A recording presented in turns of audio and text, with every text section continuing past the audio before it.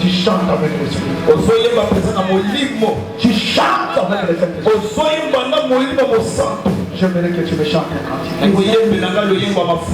On va le passer.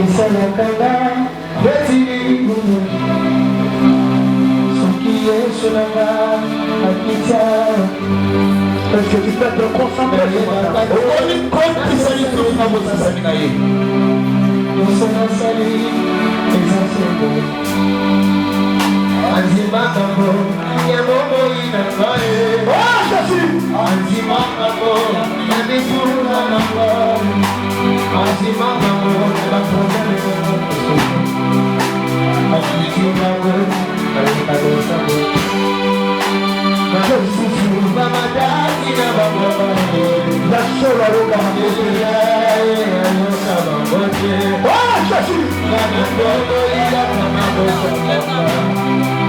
est-ce que l'église va être connectée ce matin?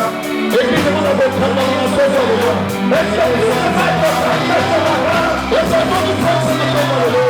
Est-ce que tu vas être connecté? Tu vas être marché ce matin?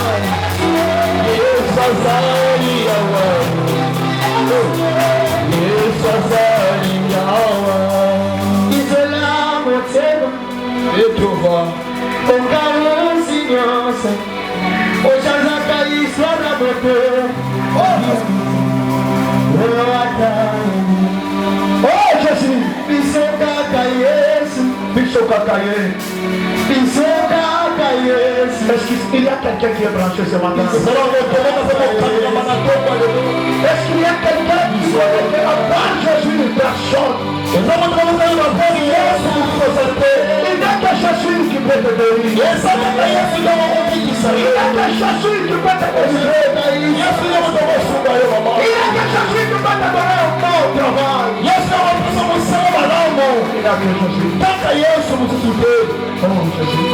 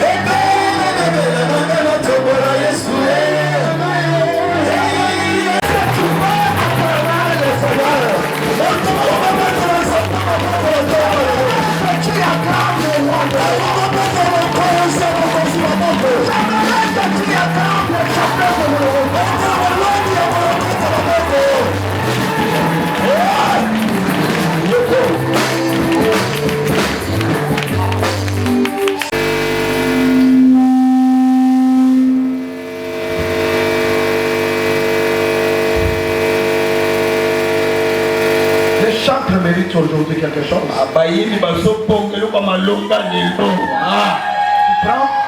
Tu lui donnes 10 dollars. Au PC déjà le casa, il y a Kembo. Le casa Kembo.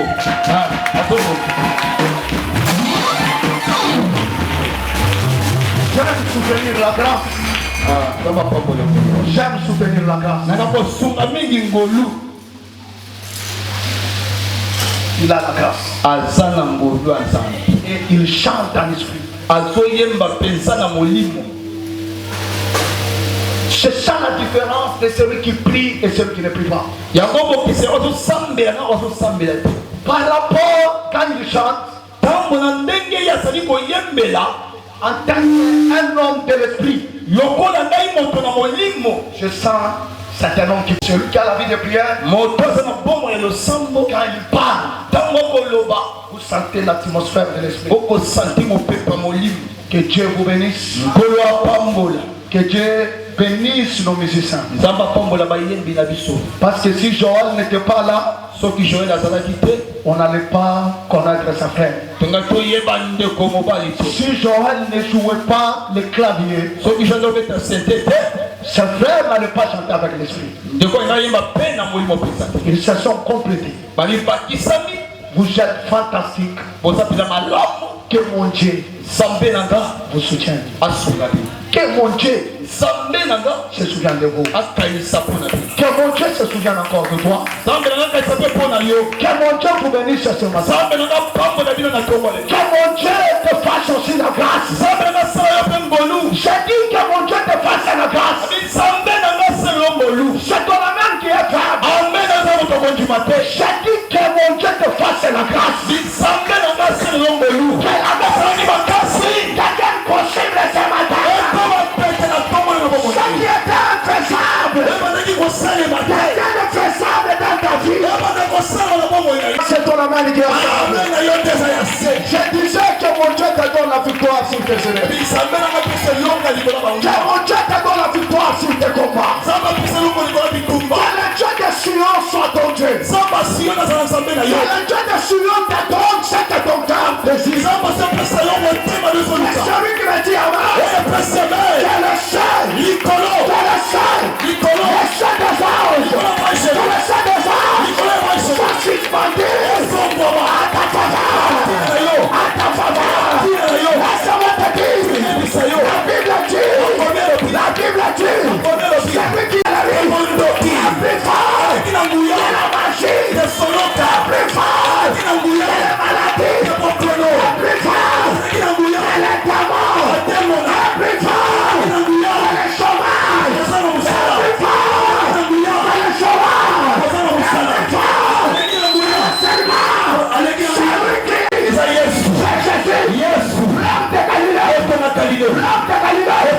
La parole du débat. Faites tes chèques. Faites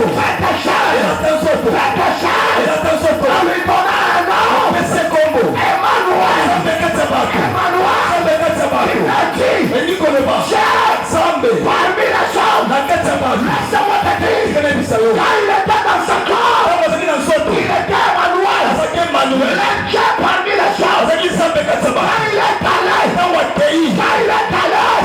il a changé. Il a changé.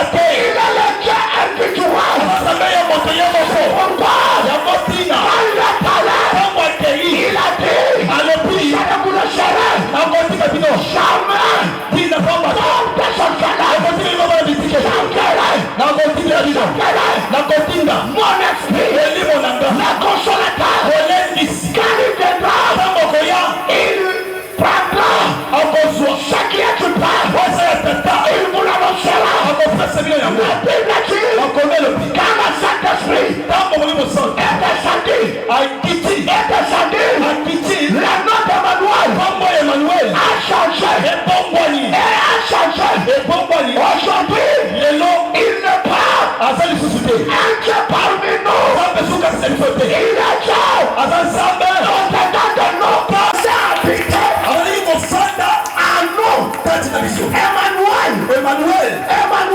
Emmanuel. Quand il était Emmanuel, les miracles étaient limités.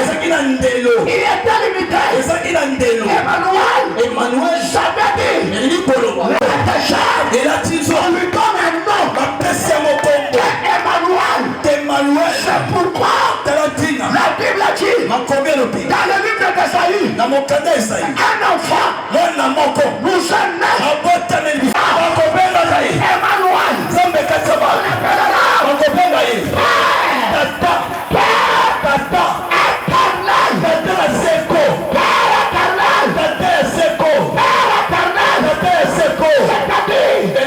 Celui qui est en toi n'est pas éternel. Celui qui est en toi n'est pas éternel. Il est éternel. Ce qui est en toi ne mourra pas. Celui qui a Dieu ne meurt pas. Celui qui a Dieu ne meurt pas.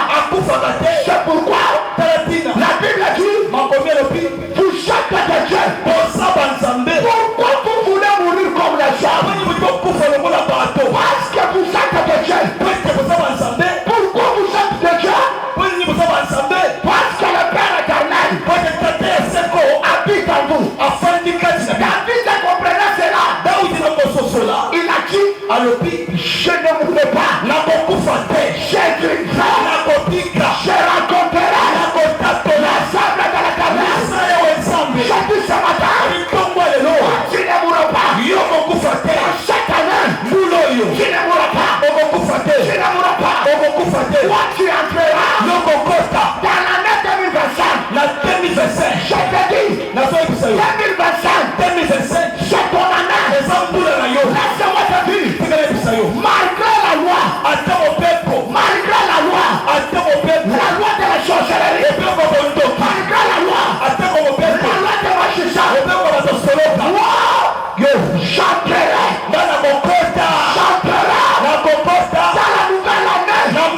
Et l'année 2025, ça sera pour toi une année de l'excellent. Ta vie, ton mariage, ta santé, tu vivras l'excellent. Celui qui me dit avec que l'excellence commence dès ce matin. Ça se passe. Tu me dis avec. Tu vois ça. Tu me dis avec. Tu touches ça. Tu touches ça. Toi, tu ne mourras pas. Tu vivras. Est-ce qu'on peut répéter un mot? Le bac na mula on. Gai na kotika na te na mulo. Bana na ngaba kotika na te. Yaka e kotika la. Mariage na le kotika la. Santa na le kotika la. Bana na le kotika la. Wana robia mele la te nzoto. Adia no sa toi bi malanga. Amen. Que Dieu vous bénisse. Nous sommes en train de parler sur un thème. L'arrêt des résultats. Les résultats peuvent être négatifs ou positifs. Mais ici, nous parlons des résultats positifs. Parce que dans chaque dialogue entre l'homme et son Dieu, il y a toujours de bons résultats. Parce que ce Dieu qui donne les bonnes choses. Laisse-moi te dire, ce matin, il n'y a que Dieu. Tu peux te donner de bonnes choses. Ton mari, il va te donner les choses éphémères. Ta femme, tes enfants, ton ami, tes parents, tout ce qu'un homme peut te donner sur la terre, est éphémère. Mais ce que Dieu donne est éternel. C'est pourquoi la Bible dit ferme même la bouche. C'est pourquoi la Bible dit fais de l'éternel tes délices. Fais de l'éternel tes délices. Il te donnera. Il te donnera ce que ton cœur désire. Laisse-moi te dire, un homme n'a jamais donné à une autre personne les choses que son cœur désire. L'homme donne toujours les moins. Mais celui qui donne la totalité, c'est Dieu. Et ce matin, j'élève ma main droite en qualité d'un prophète. Celui qui me dit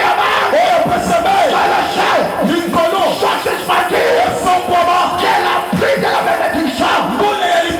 Commence dans ta vie. Celui qui me dit qu'elle a pris de la bénédiction. Commence dans ta vie. La prière est le résultat. Les frères Serge, mon fils, que Dieu te bénisse. Tu parles parfois des choses très profondes, mais les hommes ne comprennent pas. Il n'y a que la somme de l'esprit qui peut comprendre. Nous avons un soutien. Oh, que j'aime beaucoup. La supériorité spirituelle. Oh, quel père! Quelle profondeur! Quelle révélation! La supériorité spirituelle. J'ouvre les parenthèses en te disant, l'homme, c'est l'esprit. C'est l'esprit. Le diable aussi. C'est l'esprit. Amen. Les gens ne me comprennent pas. Je répète. L'homme, c'est l'esprit. Le diable aussi. C'est l'esprit. Dieu, c'est l'esprit. Mais il y a un combat entre les esprits. Et ça, le combat que nous avons, ce n'est pas un combat charnel, mais c'est un combat spirituel. Et pour vaincre le combat, tu dois être spirituel. Si tu n'es pas spirituel, tu seras esclave des autres esprits. Je répète encore. Si tu n'es pas un homme esprit, tu seras esclave d'autres esprits. Parce que c'est l'esprit qui domine le physique. Toute chose commence à l'esprit. Et ça se finit, ça se matérialise physiquement. C'est-à-dire, tu dois être spirituel. Écoutez ce que Paul dit. Paul dit, nous ne luttons pas contre la chair, contre le sang, mais nous luttons contre les esprits, dans les lieux célestes, contre les dominations, et contre les principautés.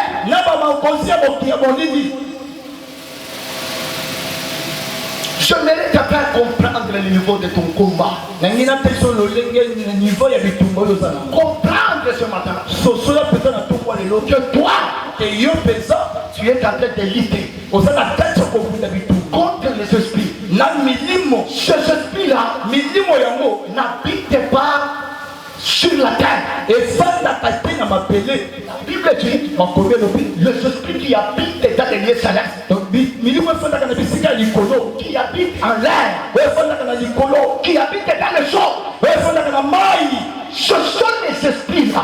Tu dois être spirituel. Si tu n'es pas puissant spirituellement, tu seras même faible physiquement. Pour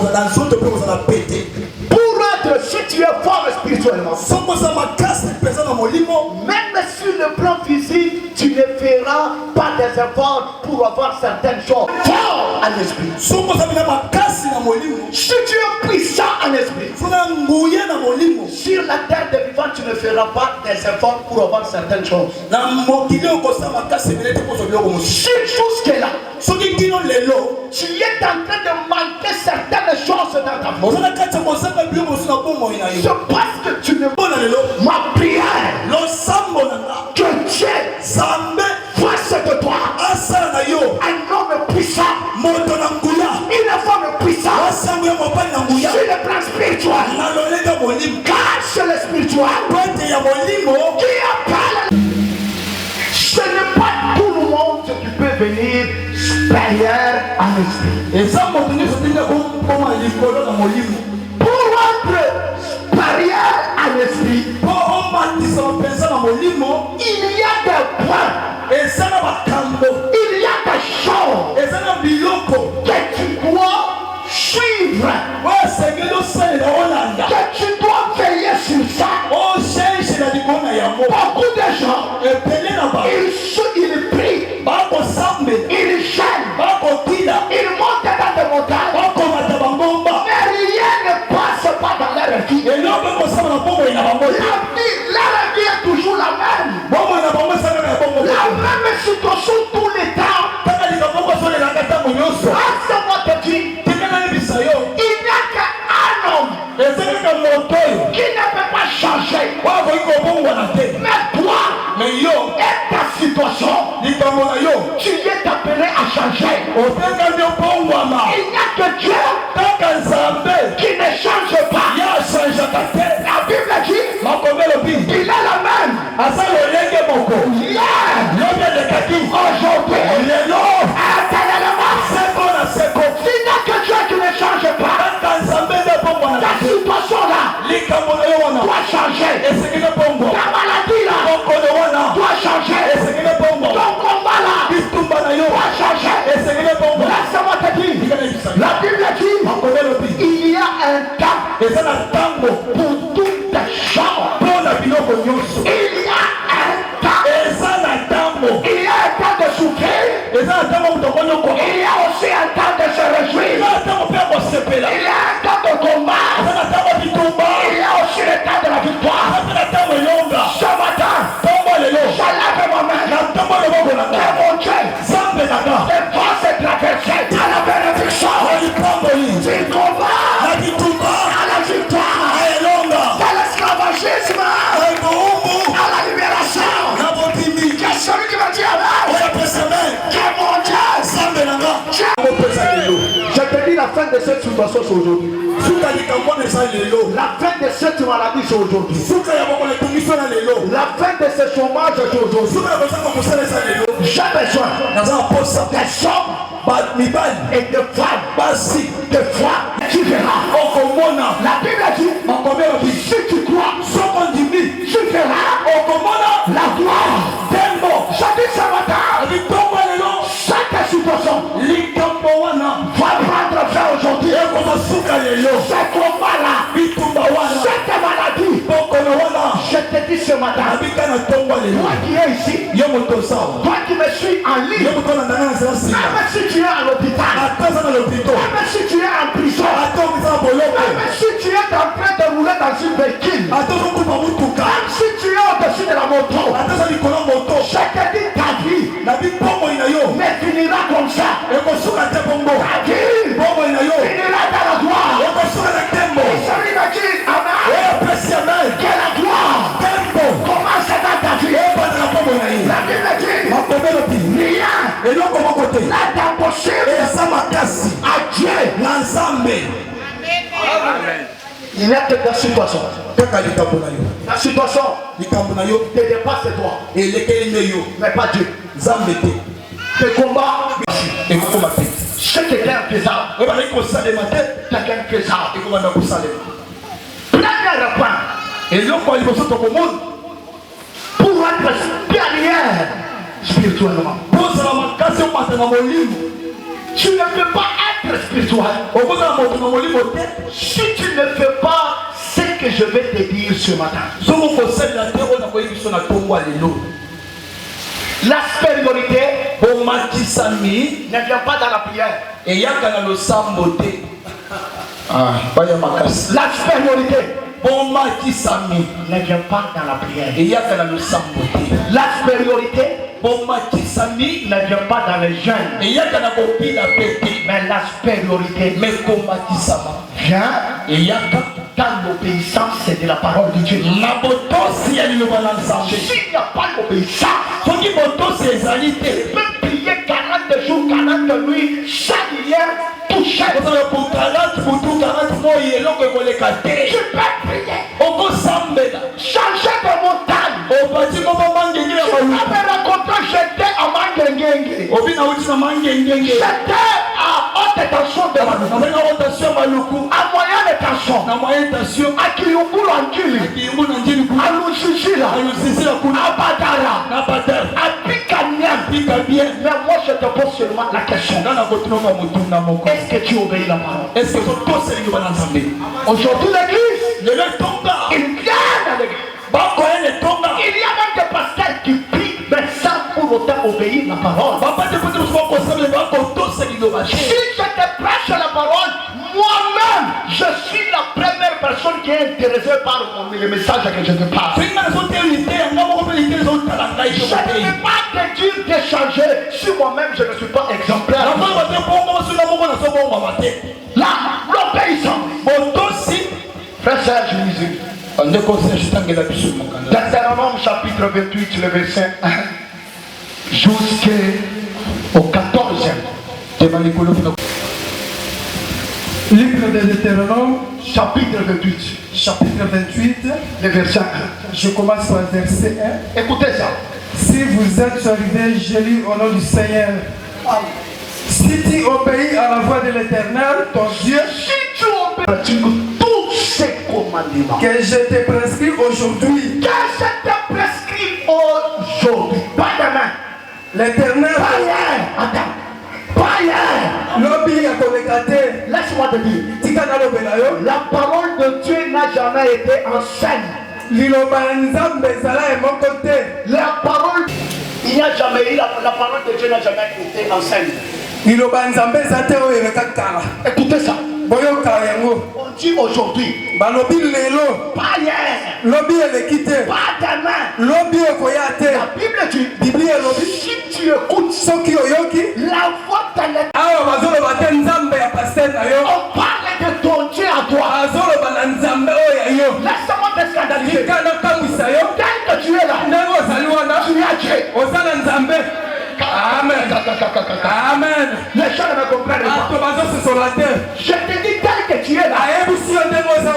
Avant de compter d'abord au Dieu de ton pasteur. Compte d'abord à ton Dieu.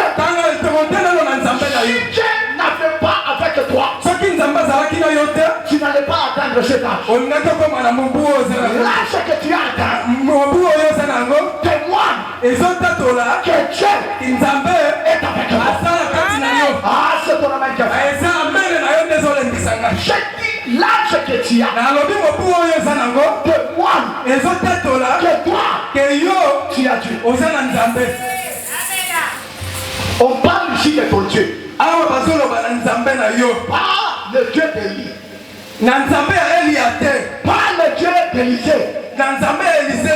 Mais ton Dieu. Est-ce que tu peux te taper la main? Il n'est pas le Dieu de Job. Il est mon Dieu. C'est pourquoi la Bible dit le salut est individuel. Il est mon sauveur.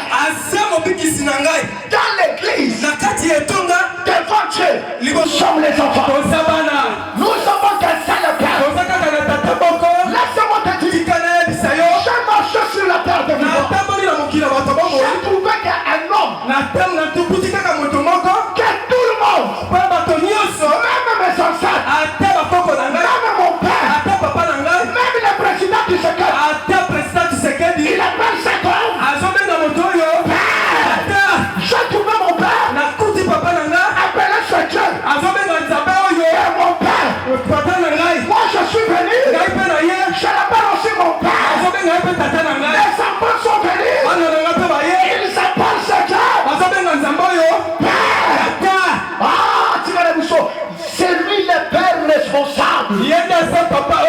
C'est lui ton père. Le père véritable. Le père véritable. Papa oya solo solo. C'est Dieu. Eza Nzambe. J'aime l'appeler mon père. Alizi kobenga ye tata na ngai. C'est pourquoi même Jésus, Yango ata Yesu quand il enseigne à ses disciples de prier, tango azo yekolisa ba disciple na ye na kosambela. le disciple dit, Ba disciple bazoloba. enseigne-nous à comment prier. Lakisa biso lolenge ya kosambela. Comme Jean-Baptiste a enseigné à ses disciples. Lokola Yohane Mobatisi alakisaki na bayekoli na ye. Jésus, Yesu il dit, alobi si vous voulez prier, soki bolingi bosambela priez comme ça. bosambela boye. Notre Père, Tata na biso, notre, tata na biso, notre. tata na Est-ce biso. qu'il y a les orphelins ici? Est-ce que eza na bano bazanga baboti Est-ce awa? qu'il y a les orphelins ici? Eza na bano bazanga baboti awa? Notre, Tata na biso, notre. tata na biso. Même si nos pères biologiques sont morts, ça nous reste un seul Père. Soki mama tata na ngai ya bonzoka kufa tika na biso na tata Nos mo. pères spirituels, Tata na ngai elimo il peut mourir. akoki kokufa. Un père biologique Tata ya nzoto peut mourir. akoki kokufa. Mais celui qui ne meurt pas, Oyo akufaka te. ton Père céleste, Oyo azali tata ya likolo. voici l'homme, Tala oyo, voici l'homme tala moto en qui oyo vous pouvez vous confier. oyo bokoki komipesa. Confiez-vous à l'éternel. Bomipesa na kolo yawe. Confiez-vous à l'éternel. Bomipesa na kolo yawe. Donnez votre cœur à Dieu. Bopesa mitema na bino na Nzambe. Servez Dieu de tout votre cœur. Bosalela Nzambe na mitema na bino mobimba. C'est lui le seul Yende ye moko qui mérite oyo azobonga d'être rendu gloire. ya kopesa nkembo. Lisez papa. L'éternel ton Dieu. Te donnera la supériorité sur toutes les nations de la Est-ce terre. que tu peux acclamer? Okoki kobeta maboko. Est-ce que tu peux acclamer? Est-ce que tu peux acclamer? Est-ce que vous pouvez laisser la place à Frère Serge là-bas? Mets-toi là-bas que le micro soit avec toi. Que le micro soit. Il a dit. Parce que dans la Bible, il y a des paroles que les prophètes ont prononcées. Il y a des paroles que les sacrificateurs ont parlé. La Bible dit, si tu écoutes la voix de l'éternel, la voix de l'éternel, la voix de l'éternel, ton Dieu, j'aime ça. Si tu écoutes la voix de l'éternel, ton Dieu, et si tu mets en pratique sa parole et tous les commandements que je te prescris aujourd'hui, Dieu, il donne l'avantage, il donne la promesse, une promesse accompagnée avec un bénéfice. Il dit, si tu écoutes la voix de l'éternel de ton Dieu, si tu écoutes la parole, là-bas il y a des choses. La voix et la parole. La voix n'est pas la parole. La voix, pas la parole.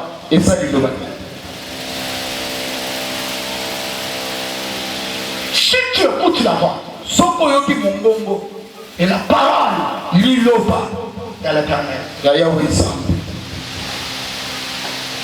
la parole,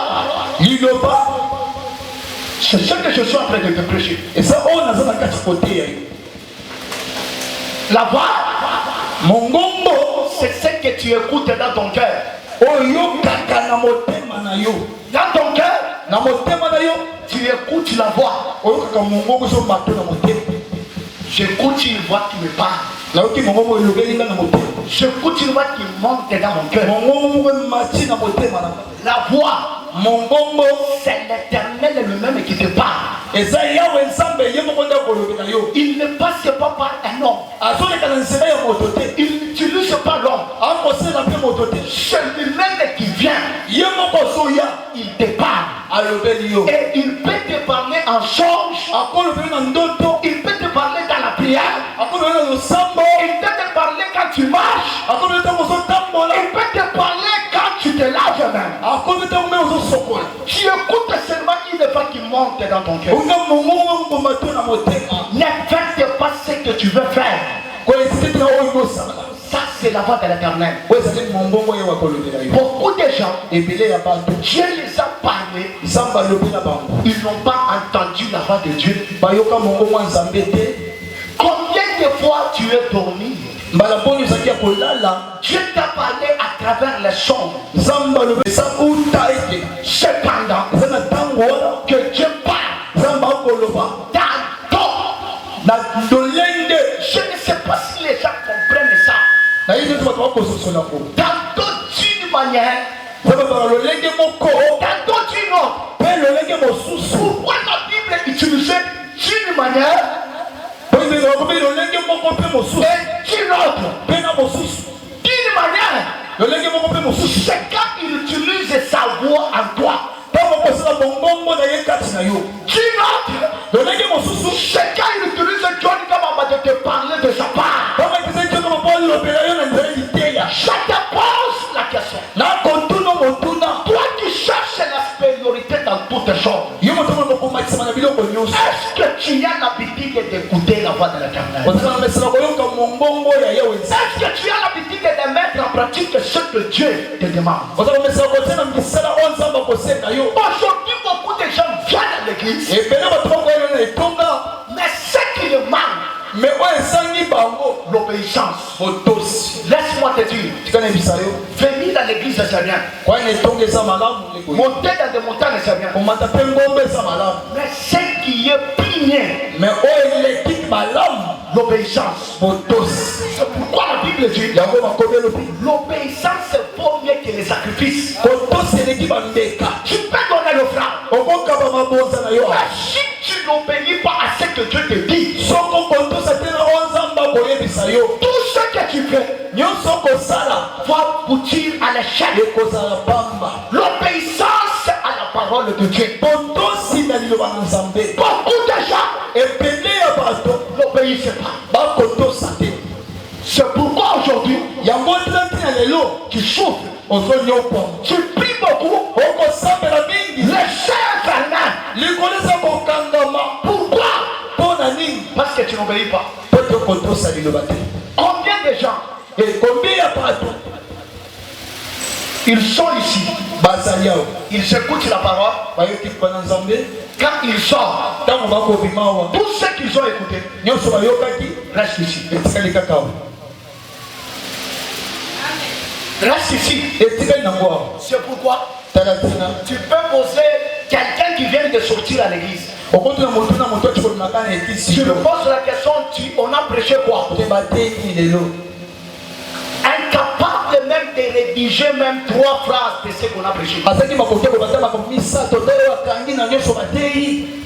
Les gens viennent à l'église avec beaucoup de sentiments. Tu ne viens pas à l'église pour écouter un homme. Tu viens à l'église pour écouter Dieu. Si tu viens pour écouter les hommes, tu vas pleurer dans ta vie. Mais si tu viens pour écouter Dieu, ta vie va changer. Combien de fois que Dieu t'a parlé, d'abandonner ses devoirs, et toi tu es emprunté. Il y a beaucoup de gens qui viennent à l'église, mais ils n'ont jamais laissé leur vie en scène. Ils n'ont jamais quitté dans le péché. Dieu les a parlé à plusieurs fois. Dieu a utilisé ses serviteurs. Il n'a pas écouté. Dieu a commencé à utiliser même la voix des songes. Je te pose la question. Aujourd'hui tu es à l'église, permettre, hier tu étais où? Le lieu où on est dimanche, samedi, aux Akiwap. Hier, toi, tu étais. Yo, samedi, le passe Akiwap. Tu es venu faire semblant, c'est comme si tu es chrétien. Oye, comme il a dit que tu es mon Christ. Mais en réalité, mais na bosolo. toi, tu n'as jamais été chrétien. Yo, tu es posé mon Christ. Un chrétien, Mon Christ, c'est celui qui est spirituel. ça dit, ça dit, mon molimo. La Bible dit, Ma combien koloba. tout celui qui est né de l'esprit Mon Dieu, ça porte terminer na molimo. est d'esprit. À ça, molimo. L'esprit, Molimo. laisse-moi te scandaliser. Ça n'a qu'à me sonner. L'esprit ne pêche pas. Molimo est sous mon kakate. Dans ma grâce. Les gens ne me comprennent pas. Ah, parce que beaucoup se sont malades. L'esprit Molimo ne pêche pas. est sous mon kakate. C'est pourquoi Paul Yamota na polo. n'a cessé de dire, d'insister que soyez les hommes spirituels. Atika te ko ke bosa la pato ya molimo. Dans cette église, Netonga oyo. beaucoup de gens, Ebele ya bato ils sont charnels. bazanzoto nzoto. C'est pourquoi il y a autant de problèmes. Yango makambo na makambo. Les hommes ne marchent pas bien. Mibali ba kotembola malamu te. Je ne cesserai jamais de te pécher sur la sanctification. Na kotika te kotia envie ya kobulisama. Craignez Dieu. Banga nzambe. La bénédiction est dans la crainte de Dieu. Lipambo ezata mokobanga nzambe. La Bible dit, Makomi olobi. il n'y a pas de gloire dans le péché. Tembo ezali te na kati ya masumu. On ne te trompe pas. Bakosa yo te ndeko. On ne te dit pas un homme, un fils de la promesse ne meurt pas. Ça c'est faux. Baisike mwana akakufaka te eza ya likuta. Un fils de la promesse, Mwana yelaka. il ne meurt pas car il obéit à la parole de Dieu et il met cette parole en pratique. Akokufa te ntango koyokela nzambe atiango mpe na misala. Si Joseph en Égypte soki Joseph na mboka Égypte pouvait céder, son promesse qui était sur Joseph elakisaki likolo ya Joseph ne pouvait pas s'accomplir. engaki ekokisama. Ce qui a fait que cette promesse wasiki elaka yango s'accomplisse, ekokisama parce que Joseph, pete Joseph il a fui l'impudicité. akimaki ekobo. Mais il y a ici des gens. mais eza na bato awa L'impudicité, ekobo ce n'est pas seulement aller avec une femme dans une hôtel. mpona kokende na mwasi te na hotel. Aujourd'hui, les gens commettent l'impudicité même dans leur téléphone. bato bakosala ekobo me na batelefone bango android. Combien de gens qui ont des vidéos de Balthazar dans leur téléphone? bato ni baza bilili ya mabe na batelefone na bango. Dans ton téléphone, tu as quel type de vidéo? bavideo nini ozala na yango na telefone na yo. Tu as quel type de film dans ton téléphone? basi balolenge nini ezalaka na batelefone oyo ya yo. Aujourd'hui, si vous cherchez le diable, lesoko bolingi diabolo le diable n'est pas loin. diabo eza mosika te. Voici le diable. tala diabolo telefone oyo. Voici le diable. tala diabolo À partir de ce téléphone, apati ya telefone oyo. le diable a détruit plusieurs mariages. donc abebisi mabala ebele À partir de ce téléphone, na nzaka ya telefone le oyo. diable a détruit plusieurs étoiles. abebisi misoto ebele À partir de ce téléphone, apati ya telefone le oyo. diable a détruit plusieurs pasteurs. abebisi babongo babateli pote ebele. Plusieurs pasteurs babateli pote ebele. ont été détruits par ce téléphone. bongo yango ebebisama ya tso. Vous allez trouver un couple. bokutalisanga moko ya babali. Il n'y a pas de dialogue. oyokani eza malamu te. Le père, donne-moi le téléphone. Il vient à la maison à 18h. aye na ndako nango na 18h. Il est toujours sur le téléphone. eyaka na telefone bandaka anofi na telefone. Papa, savon à moi les athées. papa ça va mon été yaka na telefone. Ah, au coin de ta foufouté. telefone na telefone. D'accord. mwasi mpe Dans son côté. afandi na ngambu na ye mpe kuna. Moi, vous y a monté la maison. wana oya kotyebiokolela na telefone. Capina, telefone tu peux t'attendre à l'eau. telefone. Téléphone. Aujourd'hui, le diable, elo diabolo il habite dans le téléphone. afandi na batelefone. Même les chrétiens, atako bakristo ils sont des films pornographiques. ala bafilme mabe kati ya batelefone. C'est ce qui tue aujourd'hui l'église. yango ekobometonga lelo. Il y a les sœurs ici. eza na base awa. Dalaye bien. Dalaye, yaya dalaye. Tunaye nini ça na téléphone. Amen, amen. Par exemple, je suis dans mon bureau. barusa bali na biro na Na yoki ser moko asobenga ser mosusu awa. Azoloba ke tindelanga nano film nani vidéo ya Balthazar. Sœur dans l'église. Et cette sœur est une servante dans l'église. Encore moi. Un jour, je risquais de piquer Christ. J'ai demandé le téléphone à un frère. Je dis, je n'ai pas de crédit que j'appelle celui qui me dérange au téléphone. Il me donne le téléphone. Quand j'entre dans son téléphone, je ne sais pas comment Dieu m'a conduit d'entrer au WhatsApp. J'ai trouvé des choses impossibles.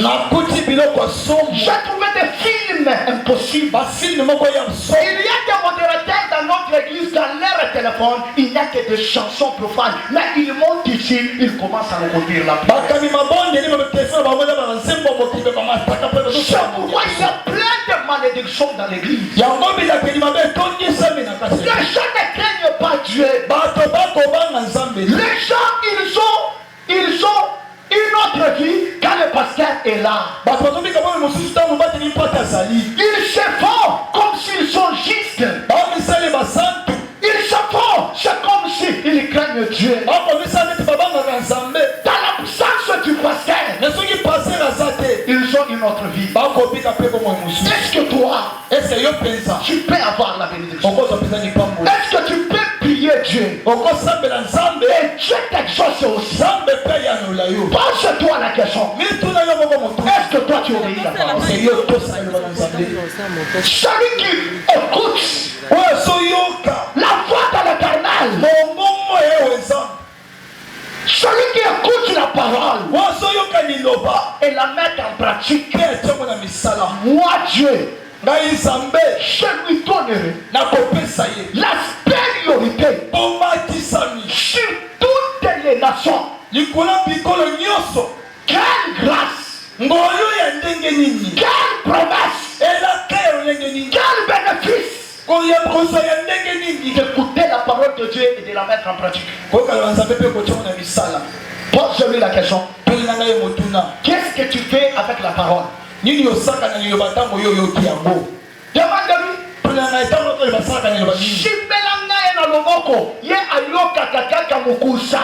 Demande-lui. C'est pourquoi vous allez voir dans une église, il y a cette phrase que beaucoup de gens utilisent. Votre église, tes enfants, passe papa, tes enfants à toi. Laisse-moi te dire quelque chose sur le plan spirituel. Parce que sur le plan spirituel, tu n'appartiens pas à cette église. Si c'était ton église, allez dire notre église. Quand tu dis, tu ne seras pas béni par ma mère. C'est pourquoi tu vas voir les gens dans l'église. Les autres sont bénis. Les autres témoignent. Les autres ne témoignent pas. Parce que dans ton idée, les autres là sont mes enfants. Mais toi, tu n'es pas mon enfant.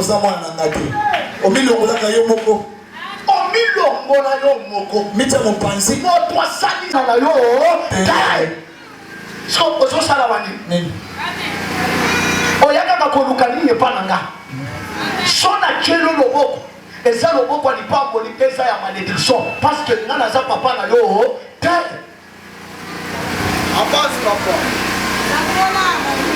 l'obéissance yo ndo exagéré parce que osala biyoka yoka matoi na yo yo yokaka liloba nzambe osakaka ke bayebisi nga na yoki balobi boye est ce que nde makambo yo yoka na église yokaka nani yo mposo kontinueka mokende na église na bino wana omoni moto azolongola na makambo ya église na ye azokende kobetela bato ya libanda boye basambelaka te quel péché lisumu ndenge nini quelle malédiction bilakeli mabe elonge nini avec l'église d'aujourd'hui etonga ya lelo mpenza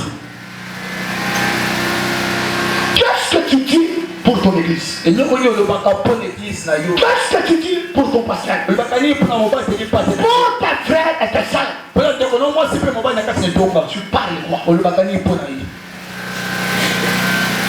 Si tu écoutes Soko yongi et tu mets en pratique, on tient la misala.